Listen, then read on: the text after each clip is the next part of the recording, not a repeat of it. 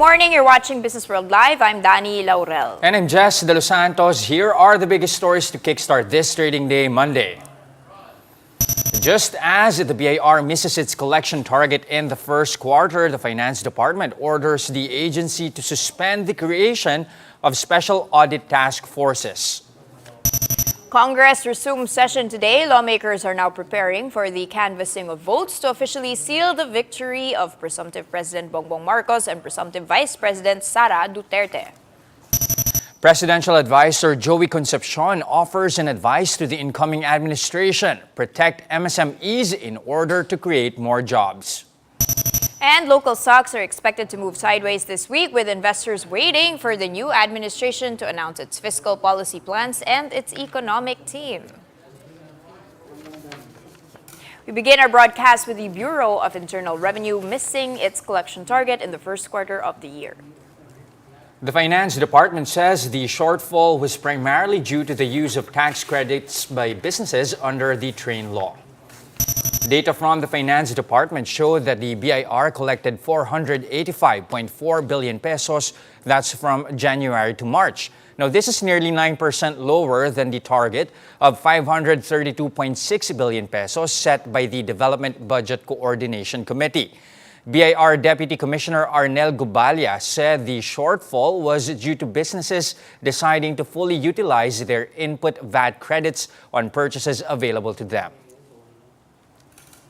Now, a presidential advisor for entrepreneurship, Joey Concepcion, says the Marcos Jr. administration should protect MSMEs. That is in order to have more jobs here in the country.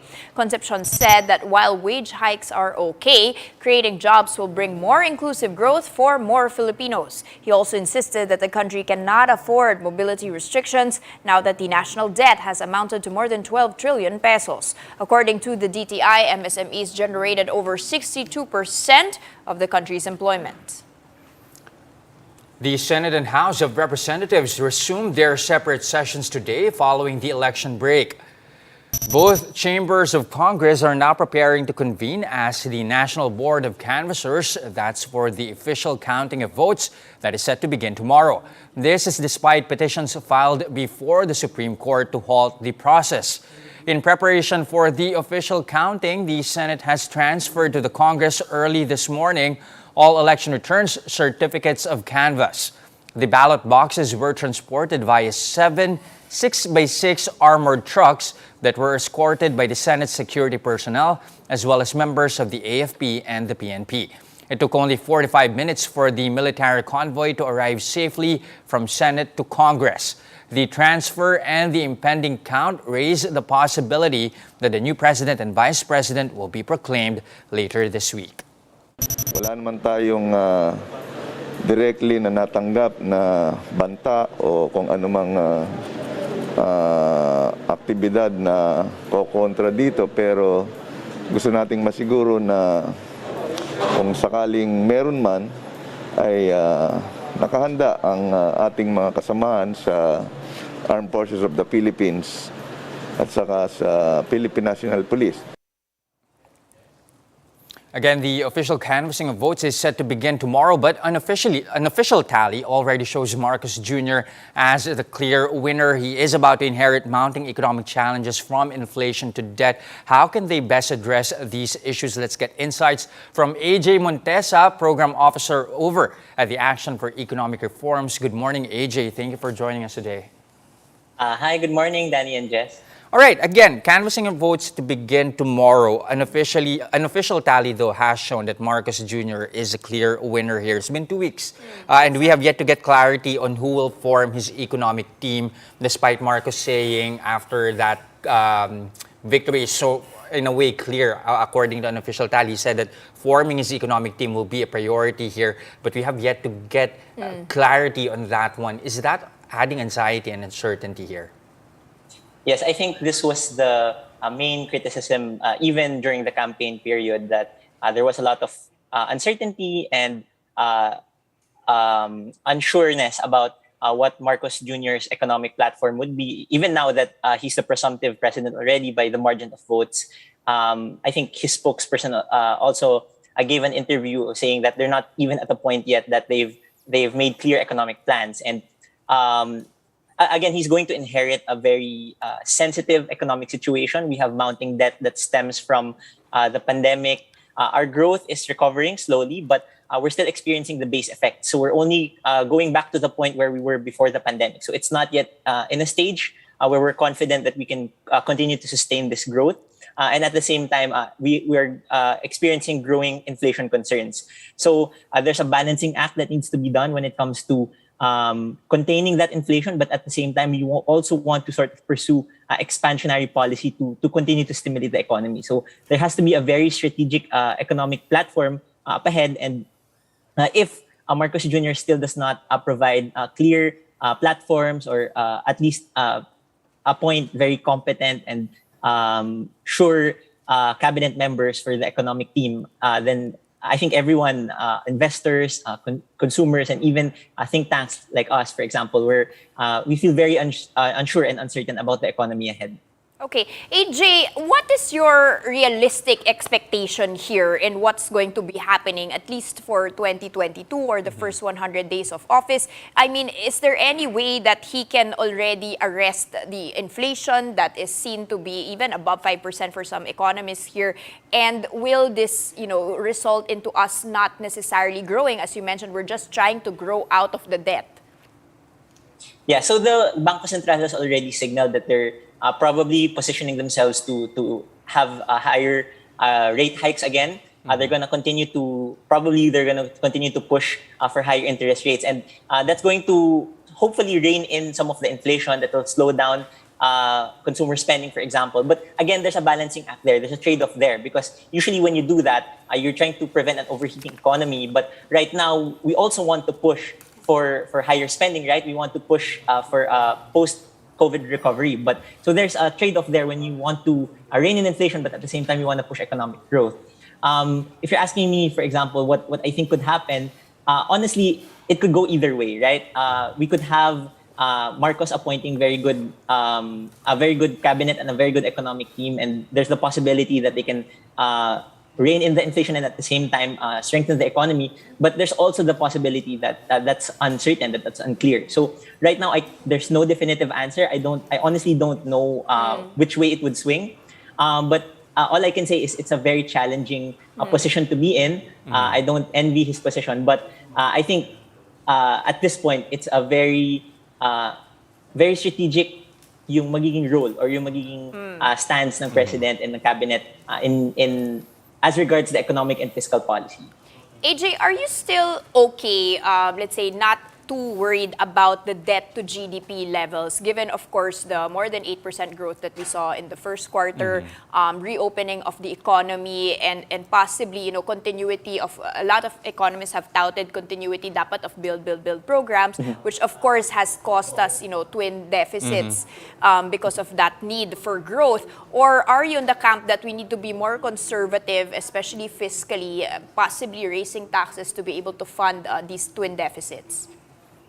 Well, for now, I don't think that the debt per se is a cause for concern because, again, we had to pursue or we had to borrow because we had to respond to the pandemic immediately. And I think we were in the position where we really had to take on those debts. So I'm not really concerned with that. What I'm concerned with is moving forward, how are they going to strategically raise enough taxes, raise enough revenues, right? So I think there are some low-hanging fruits. So, for example, sin taxes have proven to be a very effective way to raise revenues. For example, the rice tarification law has provided a boon for tariffs as well. But the problem is we're not sure what the presumptive President Marcos' stances are on those. At worst, he has signaled that he's on the side of repealing those measures. We know that President Marcos is not in favor of, for example, tobacco taxes. He had some pronouncements earlier in a few months ago that he would repeal the RTL. So these are some reforms that we passed during the Duterte administration that made sense, that gave us fiscal space. And if we are to take some of his pronouncements at face value, then these are worrying. So what I think that needs to happen is they need to continue some of the reforms that were started by the Duterte administration because these reforms gave us enough fiscal space to continue to take on some level of debt and to also pursue the infrastructure project that would push the economy. So it really depends on where he stands, if he's going to continue these kinds of low-hanging fruit and sensible reforms, or if he's going to stick to the campaign slogans and promises that he made, that he will not raise taxes or that he will even lower taxes. So it depends on where he will stand when it comes to actually implementing these policies. Now that we know that the debt is starting to become a burden and that inflation is starting to go up, so we need to be very critical of these policies. Okay, now AJ, apart from those populist remarks, at least from Marcos Jr., especially during the campaign period, at least one thing is clear now, the incoming Congress, at least from the part of Martin Romualdez, he is saying that they are planning to at least possibly lay down another stimulus bill, actually a play on Marcos's initials here, BBM or Bayan Bangon Muli. But one lawmaker is pointing out that, it might not even have the funds since the current administration has already disbursed 90% of the budget for the year. How can the incoming government at least fund this bill and other projects for its first 6 months, considering its goal already short in cash? Saan galing yung cash? Do we have room to borrow more at least for that? Yeah, that's a good point, Anna. So for this year, at the very least, it looks like we're going to have a difficult time pursuing more projects. But it's really expected that during the first year of the presidency, they're really just inheriting the budget of the previous administration. I think the administration's incoming priorities will kick in the next budget cycle. But that's a very good point. They have to make sure that they're able to continue to fund the projects that they have in mind. I don't think borrowing is necessarily bad as long as it goes to investing in the economy's recovery. So if we're going to borrow, we have to make sure that it stimulates the economy enough so that our growth will be able to pay back the loans that we had undertaken, right? So if I don't think borrowing is necessarily a bad thing, but I think before we pursue more borrowing, before we pursue increasing the debt burden that we already have, I think we should continue to pursue sensible fiscal reforms, probably tightening up and passing sensible tax hikes on certain commodities, for example, excise taxes that we can raise. But of course, we have to be sensitive to the situation. Again, we know that the prices of fuel and electricity are going up, so that might not be as palatable to the public. But again, we know that since presumptive President Marcos Jr. has a high mandate based on the votes, he already has Congress on his side. They've already signaled that, and even the Senate. I don't think they will have any difficulty passing any laws that they might have in mind to raise those taxes. Even no matter how unpopular they might be, I think if Marcos has the political will to pass those, I think they can get it done. Okay. AJ, now you were saying more or less that they should be continuing most of the Duterte reforms, diba? To be able to have some continuity here. But at the same time, during the Duterte administration, particularly during the pandemic, it was the Bangko Sentral that was doing the heavy lifting to arrest inflation and again to accommodate na naman and to cut down on the interest rates. And then now we're back to this hiking stance. To what extent does that need to change, and to what extent should the fiscal side be the one to actually start doing some measures because these are all supply side issues that are pushing. It's not, or unless you say that this is demand driven already. Yeah, that's a very good point. That actually our inflation right now is heavily supply side influence. It's coming really from the global shortages of fuel. It's impacting our electricity costs, right? So I think monetary policy will really have a limited impact on this. But at the very least, they can rein in inflation expectations. We know that expectations also have a role to play. If consumers or if investors see that inflation is mounting, that it's continuing to go up, then that could raise inflation further in the future. So at the very least, if the BSP will raise interest rates and they show that they're aggressive in reining in that inflation, it could at the very least curb the expectations that we have. But in terms of mitigating the effects of the supply side inflation pushes, that's where I think the government and fiscal policy can step in. That's where taxation can step in. That's where government subsidies can step in, for example. So again, it really depends on how competent Marcos's economic team is. I can't honestly give you an assessment right now because I don't have any inside information of who those could possibly be. But I think neither do we. We're all in guessing game here. Don't worry. Okay, go ahead.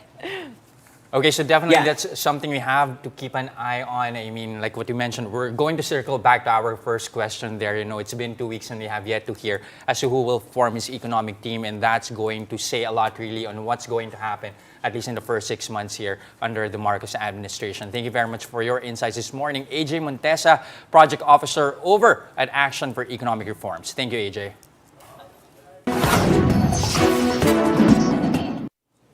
The Finance Department orders the BIR to suspend the creation of special audit groups following the tax agency's tiff with property giant MegaWorld.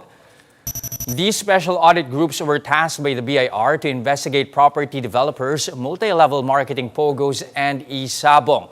But Finance Secretary Carlos Dominguez says BIR was ordered to stop the creation of such groups due to a redundancy in functions and roles.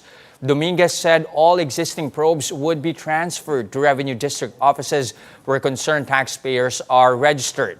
In response, the BIR issued a memorandum calling off until further notice the revenue special orders and operations memoranda creating the task force.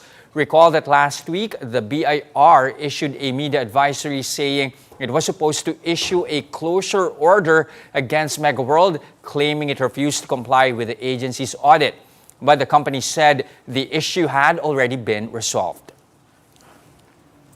The country's car and motorcycle output declined 7.5% year-on-year in the first quarter. That is a stark contrast with the growing auto output of the rest of the region. All other ASEAN countries tracked by the ASEAN Automotive Federation recorded production increases in the same quarter. Myanmar posted the fastest growth at almost 74%, followed by Indonesia with more than 40% production uptick. Overall, vehicle production in Southeast Asia rose by more than 17% to over 1 million units in the first quarter. Now, pausing for a quick break, but coming right up after that. Caution is seen prevailing in the local bourse this week as investors continue to wait for the next administration's economic team. More of that and other stories when Business World Live returns. Stay with us.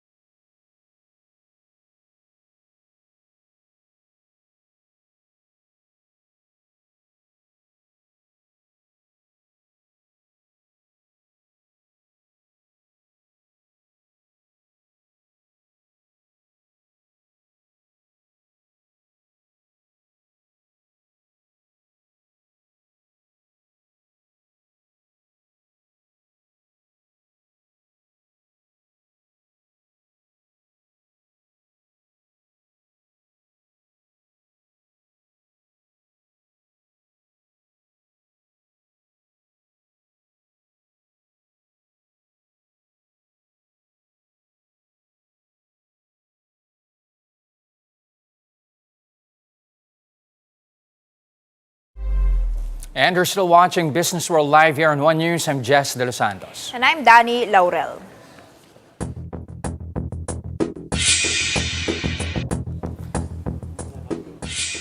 Dan, I know I'm going to sound like a broken record here, but it's been exactly 2 weeks since the polls, and still we have no clarity on the economic management of the new administration. Market's still on wait and see here. Exactly that, Jess. At least what I can say is that last week we did recover. We were up by 1 3/10% on Friday, above 6,700. Way far from the 6,300 bottoming out the past weeks of this election. But as you mentioned, this week analysts are saying it will be moving sideways. We are awaiting the economic team fiscal agenda. Even our CBC is weighing in on that uncertainty, and you can see investors selling down the index down by 0.4%. Still, however, above 6,700. You've got a couple of sectors here in the green, mining and oil and properties, but nevertheless, the others, particularly financials, being sold off this morning. Now, let's take a quick peek at the big movers of this morning. We are about 30 minutes into trade, Jess. A lot of reds here. Mondanison dragging down the index down by 2 4/10% together with Metrobank, Aboitiz. So no clear, story on which ones or why these stocks are really being sold off. But nevertheless, you do have some bright spots here, LTG and a couple of or three Ayala corporations in the green this morning. Now let's take a quick peek at one other issue here, and that is the peso. The peso actually rose to a 1-week high. That was last week when Goldman Sachs predicted more rate hikes to come from the Bangko Sentral after, of course, they pulled the trigger on 25 bips last Thursday. You can see, however, after strengthening last week, we could actually see us again weakening, trading at 52.268 to the greenback, Jess. And finally, just a quick note on the fundraising that's going to be happening here. A lot of hot IPOs to come. That is next month. You've got Solar, Meat, and a REIT. So take your pick. You've got Raslag. That is going to be raising 650 million pesos. That is a Nepomuceno family-owned solar company. Listing will be offering will be around May 23 to 27. So starting already today. And then you've got North Star, that is of course a meat vendor. And finally, we do have of course the newest REIT which is going to be happening. That is Vista Land, and shares will be ready to list on June 15, Jess. All right, and that's a first look into the business day this Monday, May 23, 2022. Join us again tomorrow at exactly 9:30 a.m. You can also catch us on Signal Play. Register for a free account now at www.signalplay.com and stream One News Live anytime, anywhere. I'm Jess De Los Santos. And I'm Danny Laurel. Mask on, wash hands, stay safe, Philippines. We are One News.